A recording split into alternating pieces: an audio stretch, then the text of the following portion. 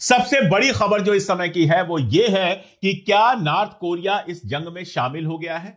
क्या America, Israel और Iran के बीच में जो जंग चल रही है, नॉर्थ कोरिया ने उसमें अपनी हिस्सेदारी शुरू कर दी है। वजह यह है कि आज सुबह सुबह जापान के प्रधानमंत्री का एक ट्वीट आता है और वो ट्वीट ये बताता है कि उत्तर कोरिया की तरफ से एक बैलिस्टिक मिसाइल फेंकी गई है। उसके थोड़ी देर बाद एएफपी न्यूज ये बताता है कि साउथ कोरिया ये कह रहा है कि नॉर्थ कोरिया की तरफ से कई सारी ballistic missiles sea of Japan की तरफ फेंकी गई है। यानी साउथ कोरिया और जापान की तरफ नॉर्थ कोरिया की तरफ से अगर बैलिस्टिक मिसाइल्स आ रही हैं तो इसका क्या मतलब है? क्या इसका मतलब यह लगाया जाए कि इस जंग में नॉर्थ कोरिया सीधे सीधे शामिल होने जा रहा है? देखिए, एक बात तो बहुत क्लियर है, आप भी जानते हैं कि चाइना, नॉर्थ कोरिया, रशिया और ईरान के बीच में एक तालमेल है। चाइना इस जंग में ईरान की हर तरह से मदद कर रहा है, इंटेलिजेंस अवेलेबल करा रहा है। चाइनीज जो इक्विपमेंट है उनके चलते यह हो रहा है कि ईरान को अमेरिकी सेना की, इजरायली सेना की सारी इंटेलिजेंस लगातार मिल रही है। रशिया ने साफ साफ कहा है कि इस जंग से हम बाहर नहीं हैं, हम न्यूट्रल नहीं हैं, हम ईरान के साथ हैं। अरब देशों के जो प्रतिनिधि होते हैं उन्होंने जब लावरोव, जो वहां के विदेश मंत्री हैं रशिया के, उनसे पूछा कि आपने हमारे मुल्कों के ऊपर जो हमला हुआ है उस हमले की मजम्मत क्यों नहीं की, तो उन्होंने पलट कर पूछा कि जब इजराइल और अमेरिका ने ईरान के ऊपर हमला किया था, 150 बच्चियों को मार दिया था, तो आपने मजम्मत की थी। तो रशिया पूरी तरह से साथ है ईरान के। यूएन में भी आप जानते हैं ईरान के खिलाफ जब वोटिंग हुई थी तो रशिया और चाइना ने वोटिंग नहीं की थी। नॉर्थ कोरिया रशिया और चाइना के साथ भी है और ईरान के साथ भी है, कई बार वहां से बयान आ चुके हैं। तो ऐसे में अगर नॉर्थ कोरिया इस जंग में शामिल होता है तो एक बड़ा सवाल यह बनता है कि क्या यह जंग एक आलमी जंग में बदलने जा रही है, एक विश्व युद्ध में बदलने जा रही है? यह सवाल अपने आप में बेहद इंपॉर्टेंट है। मैं इसकी डिटेलिंग पे आऊं इसके पहले एक बात और आपको बता दूं। कई सारे अखबारों ने, वेबसाइट्स ने यह खबर दी है कि चाइना के पास के समंदर में ढेर सारी हलचल देखी गई है चाइनीज नेवी की। और यहां आपको यह याद दिला दूं कि ताइवान पर कब्जे के लिए जो डेडलाइन चाइना ने तय की है वो है 2027, यानी 2027। 2026 चल रहा है, मार्च का महीना है। तो क्या इस सारी हलचल का फायदा उठाकर चाइना भी ताइवान पर कब्जा करना चाहता है, जब वो जानता है कि अमेरिका बुरी तरह से फंसा हुआ है मिडिल ईस्ट में? अमेरिका के डिफेंस का जो मामला है, एयर डिफेंस का मामला है, वो लगातार डिप्लीट कर रहा है, खत्म हो रहा है। और इस समय इजराइल को बचाना उसके लिए पहली प्रायोरिटी होगी, इसलिए अपनी आर्मी और अपनी बाकी सारी चीजें उस तरह से वो नहीं भेज पाएगा ताइवान में। तो क्या इसका फायदा उठाकर चाइना भी ताइवान पर कब्जा करना चाहता है? और क्या इसका फायदा उठाकर नॉर्थ कोरिया साउथ कोरिया से अपना पुराना हिसाब चुकता करना चाहता है? अगर यह सब होता है तो आप समझिए कि आलमी जंग के करीब तो हम पहुंच ही गए। अब कल जो हमला किया है नॉर्थ कोरिया ने, बैलिस्टिक मिसाइल जो छोड़ी है सी ऑफ जापान में, उसके क्या मानी हो सकते हैं? दरअसल उसके मानी समझने के लिए जरा सा पीछे जाना पड़ेगा, कुछ घंटे पीछे जाना पड़ेगा। कुछ घंटे पहले अचानक ये खबर आना शुरू होती है और ये खबर सारे न्यूज मीडिया में सुनाई देती है कि जापान के पास जो सेना लगी हुई है अमेरिका की, उस सेना से 2500 मरीन्स और 3 जंगी जहाज मोड़े जा रहे हैं मिडिल ईस्ट की तरफ। एक बात मैं आपको बता दूं कि सेकेंड वर्ल्ड वॉर के बाद जापान के पास अपनी सेना नहीं है। जापान की सिक्योरिटी अमेरिका देखता है। और ये जो मरीन्स लगे हुए थे, ये जो सारा कुछ लगा हुआ था, और डिटेलिंग में करूंगा, ये सब कुछ जापान की सीमा पर लगा हुआ था, जापान की सुरक्षा के लिए। अब जापान की हिफाजत के लिए जो कुछ लगा हुआ था उसमें से 2500 अमेरिकन मरीन, 3 जंगी जहाज जिसमें यूएसएस त्रिपोली भी शामिल है, और इसके अलावा F-35B lightning II jet, MV-22B osprey विमान जहाज, ये सारा कुछ शामिल है जो वहां से हटाकर लाया जा रहा है मिडिल ईस्ट में। कहा यह जा रहा है कि ये पूरी की पूरी जो आर्मी आ रही है, इसका नेचर ऐसा है कि पानी में भी काम कर सकती है और जमीन पर भी काम कर सकती है, दोनों पर काम कर सकती है। यानी ट्रंप जो है वो ईरान के अंदर घुसने का, ईरान की जमीन पर उतरने का प्लान बना रहा है। यानी ट्रंप फाइनली ईरान से सीधी लड़ाई, जमीनी लड़ाई करने को तैयार हो रहा है और इसका मकसद है स्ट्रेट ऑफ होर्मुज को खोलना। वो 21 माइल का स्ट्रेट ऑफ होर्मुज जो सी ऑफ ओमान और ईरान से लगता है, वहां से जहाजें नहीं जाने दे रहा है ईरान, और इसीलिए उसको किसी भी तरह से खोलने के लिए सुबह खार्क पर हमला हुआ और प्लान यह किया जा रहा है कि ज्यादा आर्मी लाई जाए, जिसमें मरीन भी हो, जिसमें जहाजें भी हो और ईरान के अंदर घुसने की कोशिश की जाए, यह हो सकता है खार के अंदर ही घुसने की कोशिश की जाए ताकि ईरान के जो ऑयल डिपो है उनको बर्बाद करने की जगह उन पर कब्जा कर लिया जाए। यह फिलहाल ट्रंप का प्लान दिखता है। दरअसल ट्रंप का प्लान तो कुछ है ही नहीं। पहले जितने प्लान इन्होंने बनाए थे, यूएसएस जेराल्ड लगाया था, जेराल्ड फोर्ड लगाया था, यूएसएस अब्राहम लिंकन लगाया था, वो सब तो जंग में बुरी तरह से घायल होकर वापस लौट गए। तो जैसे जैसे परेशानियां बढ़ रही हैं वैसे वैसे ट्रंप नए नए प्लान बना रहा है और उनमें से एक प्लान ये था। अब नॉर्थ कोरिया के हमले का मतलब ये हो सकता है, और इसके पहले मैं आपको एक और बात याद दिला दूं कि साउथ कोरिया से एयर डिफेंस सिस्टम को हटाकर मिडिल ईस्ट में इजराइल के पास लाया गया था, यानी साउथ कोरिया में एयर डिफेंस को कम किया गया था, डिग्रेड किया गया था। तो ऐसे में जैसा मैंने आपसे कहा कि नॉर्थ कोरिया के हमले का मतलब यह हो सकता है, यह चेतावनी देना हो सकता है कि अगर तुमने जापान से और साउथ कोरिया से एयर डिफेंस हटा लिया, मरीन हटा ली, आर्मी हटा ली, तो इन इलाकों पर नॉर्थ कोरिया का हमला हो सकता है। और याद रखिए, नॉर्थ कोरिया के पास एटॉमिक पावर है, यानी अमेरिका को यह बताना कि अगर यहां से तुम हटाकर अपनी आर्मी को मिडिल ईस्ट में ले जाओगे ईरान से लड़ने के लिए, तो इसका मानी बहुत साफ है कि ये इलाके हमारे लिए खाली हो जाएंगे और हम इन इलाकों पर हमला करेंगे। ये नॉर्थ कोरिया का इशारा हो सकता है। और नॉर्थ कोरिया के इस इशारे का मतलब यह भी हो सकता है कि जब हम ये करेंगे उसी वक्त चाइना ताइवान के ऊपर कब्जा कर लेगा, यानी ईरान को पाने के चक्कर में तुम बहुत कुछ खो दोगे। जाहिर है ऐसे तो जापान और साउथ कोरिया को खो नहीं सकता अमेरिका, तो उसको यहां से फिर सेना उठाकर वहां ले जानी पड़ेगी। और ये जो पूरी हरकत है, ये पूरी हरकत काफी परेशान करने वाली होगी। अब सवाल यह उठता है कि ऐसे में क्या यूरोप अमेरिका के साथ आएगा? अगर यूरोप अमेरिका के साथ आता है फिर तो आलमी वार के लिए कुछ बचता ही नहीं है। फिर रशिया के पास बहाना होगा यूरोप पर अटैक करने का और सारी दुनिया में जंग जैसे हालात बन जाएंगे। यह बिल्कुल साफ दिखाई दे रहा है। वैसे मैं आपको बताऊं कि अमेरिका जो ये सब ले के जापान से जा रहा है, इसका मतलब यह नहीं कि इनके पहुंचते ही ईरान हाथ उठा देगा और कहेगा हुजूर आला हम तो हार गए, आइए हमारा तेल, हमारा गेहूं, हमारी जनता सब कुछ ले लीजिए और हमारी कुर्सी पर रजा पहलवी को बिठा दीजिए। ऐसा कुछ नहीं है।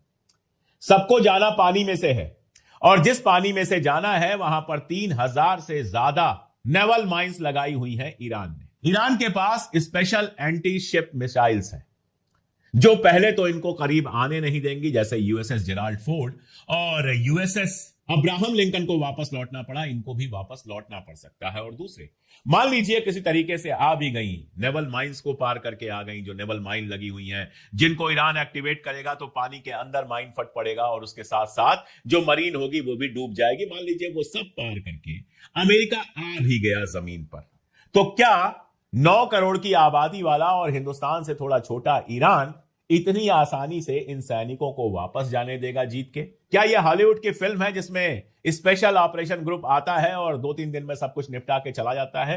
क्या यह धुरंधर है जिसमें एक आदमी जाता है और पूरे पाकिस्तान को हरा के चला आता है? साहब, यह जमीनी लड़ाई है। अफगानिस्तान जैसा मुल्क जिसके पास कोई मॉडर्न हथियार नहीं था और कोई जिसकी मदद करने वाला भी नहीं था, उस अफगानिस्तान में बरसों तड़पने के बाद अमेरिका को वापस आना पड़ा। वियतनाम जरा सा मुल्क है, गरीब मुल्क था, जरा सा मुल्क था, जमीन में गड्ढा कर करके लोगों ने लड़ा और अमेरिका को वापस आना पड़ा। एग्जाम्पल देखते चले जाइए, जितने एग्जाम्पल देखेंगे उतनी हंसी आएगी। 1945 के बाद किसी जंग में अमेरिका पूरी तरह से जीता नहीं है, और 9 करोड़ की आबादी वाले ईरान में अगर अमेरिकी सैनिक पैर रखेंगे तो जैसा पहले ही लारी जानी कह चुके हैं कि वो आएंगे तो अपने पैरों पर, लेकिन जाएंगे ताबूत से। ऐसा नहीं है कि ईरान का नुकसान नहीं होगा, ईरान का नुकसान होगा, लेकिन इतने बड़े टेरेन पर 25-50 हजार सैनिकों के भरोसे, और यहां तो 2500 सैनिकों की बात चल रही है, कब्जा कर पाना मुश्किल नहीं, पूरी तरह से नामुमकिन है। और ये बात अमेरिकी सेना के बहुत सारे सीनियर्स भी और रिटायर्ड लोग भी ट्रंप को समझाने की कोशिश कर रहे हैं, लेकिन ट्रंप के सिर पर शायद एपस्टीन चढ़ गया है, एपस्टीन नाम का भूत चढ़ गया है, और इसलिए इस मामले को जितना खींचा जा सके उतना खींचने की यह कोशिश कर रहा है। बहुत मुमकिन है कि यह मामला ट्रंप की कुर्सी, ट्रंप की इज्जत, सब कुछ लेकर खत्म हो और आखिर में हम देखें कि ट्रंप साहब और कहीं तो रेजिम नहीं चेंज कर पाए, लेकिन खुद अपनी रेजिम चेंज करवा के जेल के अंदर पड़े हैं एपस्टीन वाले मामले में। यह बिल्कुल मुमकिन है। अच्छा, बहुत तरह की रिपोर्ट्स आ रही हैं। एक रिपोर्ट इजरायली हायोम नाम का अखबार है उसमें आई, वो रिपोर्ट ये कहती है कि ट्रंप ने एक हफ्ते का वक्त दिया है बेंजामिन नेतन्याहू को कि एक हफ्ते के अंदर किसी भी तरह से यह जंग खत्म करो। अब हमारे पास कोई सोर्स नहीं है कि हम इसको सही कहें या गलत कहें, इसको हम खारिज करें या फिर इसको हम एक्सेप्ट करें। लेकिन इजराइल के अखबार में इस खबर के छपने के बहुत सारे मानी हैं। इजराइल के अंदर भी बहुत सारे लोग हैं जो कह रहे हैं इस जंग से कुछ हासिल नहीं हो रहा है। ईरान के क्लस्टर बम लगातार वहां पे गिर रहे हैं, लगातार तबाही हो रही है। कितने लोग मारे गए हैं, यह खबर आप तक तब पहुंचेगी जब यह जंग खत्म हो जाएगी, उसके बाद कोई रिपोर्ट आएगी। जंग के समय तो इजराइल के अखबार खुद कह रहे हैं कि भैया हमें रिपोर्टिंग नहीं करने दी जा रही है। इशारों में जो बता रहे हैं कि क्लस्टर बम सेंट्रल इजराइल में गिरा, उससे समझ में आ रहा है कि क्या क्या हुआ होगा। कई सारे दावे किए जा रहे हैं, कई रब्बाइस के मरने की बात हो रही है, कई इजरायली लीडर्स के मरने की बात हो रही है। जब तक इजराइल कंफर्म नहीं करता है तब तक तो हम कुछ कह नहीं सकते। लेकिन यह हो नहीं सकता है कि इतने सारे बम गिर रहे हैं और इजराइल में सब कुछ नॉर्मल हो। इधर मिडिल ईस्ट की हालत अलग खराब है, बताने की जरूरत नहीं है। लगातार जो अमेरिकन बेसेस है और अमेरिकन इंटरेस्ट है, दोनों के ऊपर हमला हो रहा है। बहरीन का आपने देखा है, कुवैत का आपने देखा है, यूएई का देखा है। आज सुबह सुबह मैंने आपको बताया था कि सऊदी अरबिया के बेस पर 4 जहाज उड़ा दिए गए। तो मिडिल ईस्ट भी पूरी की पूरी तरह से तबाह है। बहुत मुमकिन है, जिस तरह से बाजार लगातार डाउन हो रहा है, बहुत मुमकिन है कि ट्रंप ने नेतन्याहू से कहा हो कि हफ्ते भर में जो कुछ कर सकते हो करो, और कुछ ऐसा करके, कुछ ऐसी बात बता के, कुछ ऐसी चीज करके जिसको हम अपनी जीत डिक्लेयर कर देंगे और जंग को खत्म कर देंगे। ये ट्रंप हो सकता है, ट्रंप ने कहा हो। लेकिन दिक्कत यह है कि ट्रंप और नेतन्याहू के हाथ में इस जंग को खत्म करना अब नहीं रह गया है। जब तक ईरान तैयार नहीं होगा तब तक यह जंग खत्म नहीं होगी। और ईरान की शर्तें मैं आपको कई बार बता चुका हूं, तो ईरान अपनी उन शर्तों को एक हद तक मनवाए बिना कतई मानने वाला नहीं है। अब आप देखिए ईरान भी क्या क्या चालें चल रहा है। स्ट्रेट ऑफ हॉर्मुज के लिए एक बयान आया, हालांकि अल मायदीन में छपा है, कि जो लोग युआन में व्यापार करना चाहते हैं, यानी चाइनीज करेंसी में जो लोग व्यापार करते हैं, उनको तो हॉर्मुज से जाने दिया जाएगा। अब चाइनीज करेंसी में कौन व्यापार करता है? रशिया करता है, चाइना करता है, नॉर्थ कोरिया करता है। ये सारे अपनी करेंसी में व्यापार करते हैं, तो इनकी जहाज को तो जाने दिया जाएगा, दूसरी जहाजों को नहीं जाने दिया जाएगा। यानी कह रहा है कि अगर आप हमारी तरफ आएंगे, चाइना से चाइना की करेंसी में व्यापार करेंगे, तब तो हम आपको जाने देंगे, वरना आपको जाने नहीं देंगे। इसका कोई बहुत मतलब नहीं है, लेकिन मतलब यह है कि ईरान साफ बता रहा है कि हम चाइना के साथ हैं, आपके खिलाफ है। तो जो आपके कैंप के लोग होंगे उनकी जहाज हम नहीं जाने देंगे। जब सुबह सुबह ट्रंप ने यह कहा, ओब्लिटरेटेड उसका बड़ा प्यारा शब्द है कि खारग आइलैंड ओब्लिटरेट हो गया, पूरी तरह से खत्म हो गया, और कहा कि हमने तेल वाले इलाके छोड़ दिए हैं। लेकिन ईरान अगर अपनी जिद पर रहा तो तेल वाले इलाकों पर भी हमला करेंगे। तो जानते हैं ना क्या जवाब दिया? सुबह मैंने बताया था, जवाब यह मिला कि अगर तुम हमारे तेल के इलाकों पर हमला करोगे तो मिडिल ईस्ट के अंदर तेल का कोई इलाका नहीं बचेगा। सोचिएगा इस जवाब के बाद Saudi, UAE, Qatar, Jordan, Bahrain, सबका क्या हाल होगा। सबने फोन लगाया होगा ट्रंप को कि हुजूर आला ऐसा मत कीजिए, आपकी अब औकात ये रही नहीं कि हमारे अड्डों को आप बचा सके, और अगर आपने ईरान पर हमला कर दिया तो हमारे अड्डों को ईरान तबाह कर देगा। अब उनको रोकने के लिए एयर डिफेंस हमारे पास भी नहीं है। तो ईरान एकदम लगा हुआ है, जैसे को तैसा देने पर। आपने खर्ग पर हमला किया और उसके कुछ डिफेंस को नुकसान पहुंचाया, तो उसने सऊदी अरबिया में आपके बेस पर हमला किया और आपके 4 जहाज उड़ा दिए। आप तेल के ऊपर हमला करेंगे तो वो तेल के ऊपर हमला करेगा।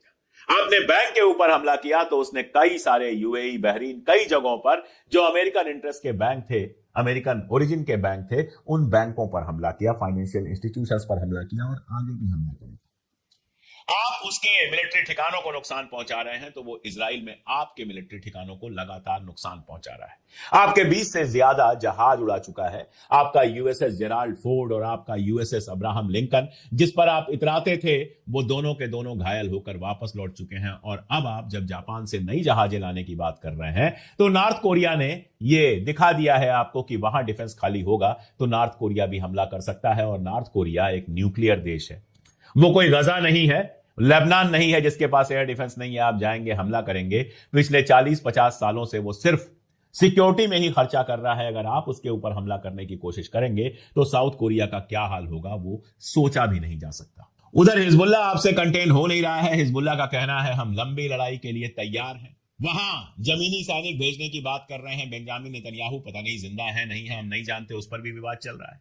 अगर जमीनी सैनिक वहां गए तो हिजबुल्ला से लड़ाई वहां भी आसान नहीं होगी। हूथी कह रहा है कि जल्दी ही हम बाब अल मंदेब को भी बंद कर सकते हैं। तो अपनी बेवकूफी से, अपने पागलपन से, और शायद एप्स्टीन फाइल में अपने फंसे होने की वजह से ट्रंप ने दुनिया को एक ऐसे मकाम पर पहुंचा दिया है जहां चिंगारी लग चुकी है। वो चिंगारी कहां तक फैलेगी, नॉर्थ कोरिया तक फैलेगी, यूक्रेन तक फैलेगी, कहां कहां तक फैलेगी कोई कह नहीं सकता है। अब तो सिर्फ ये दुआ की जा सकती है कि दुनिया बचे, क्योंकि इतने सारे एटॉमिक पावर्स के बीच में अगर आलमी जंग होती है, विश्व युद्ध होता है, तो दुनिया शायद बचे ना, और बचे भी तो वैसी तो बिल्कुल ना रह जाए जैसी आज है। दुआएं करने का वक्त है, दुआ किया जाए कि बुद्धि आए और किसी तरह से जंग। ये थी आज की वीडियो। अगर आप भारतीय मीडिया का रिएक्शन देखना और सुनना चाहते हैं तो वी रिएक्शन चैनल को सब्सक्राइब करें और बेल आइकन को प्रेस करें ताकि नए आने वाले वीडियो आपको पता चल सके, और हमें टिकटॉक पर भी फॉलो करें। नेक्स्ट वीडियो के लिए इजाज़त दीजिए। अल्लाह हाफिज़।